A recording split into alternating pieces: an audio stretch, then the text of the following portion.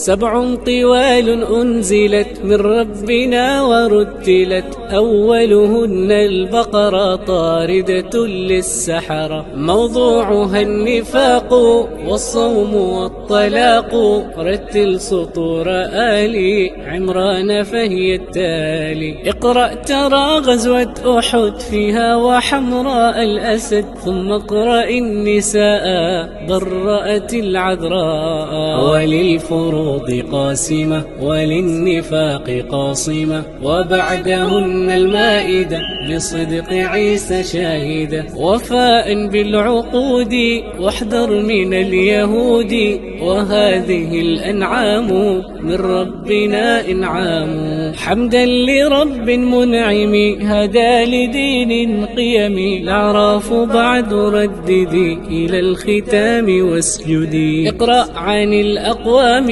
والرسل الكرام، أنفال فيها أقبلت ملائك وقاتلت، بغزوة الفرقان يوم التقى الجمعان، ثم براء رتلي اقرأ ولا تبسملي، وللنفاق تفضح والصدق منجا يمدح، يا ربنا ارضى على قارئها ومن تلا، يا ربنا ارضى على قارئها ومن تلا.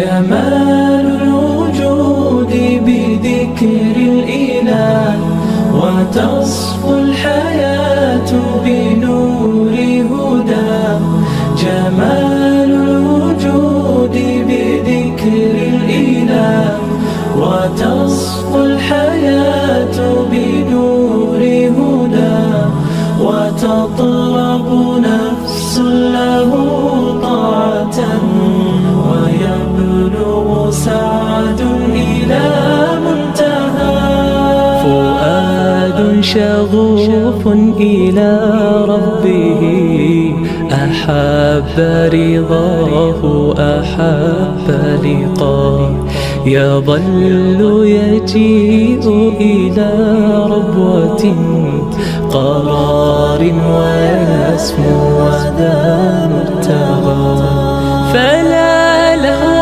يثنيه عن سيره، ولا جمع مال تغى الشهوى، إذا ما ينادي منادي الفلاح، تراه لذاك يحث خطاه، تراه لذاك يحث خطاه. جمال الوجود بذكر الإله، وتصفو الحياة بنور هدى، جمال الوجود بذكر الإله، وتصفو الحياة بنور هدى، وتطرب نفس له طاعة، ويبلغ سعد إلى منتهى.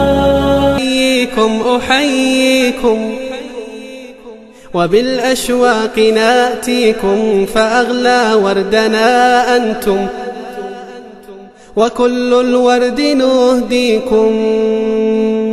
أحييكم أحييكم وبالأشواق ناتيكم، فأغلى وردنا أنتم وكل الورد نهديكم.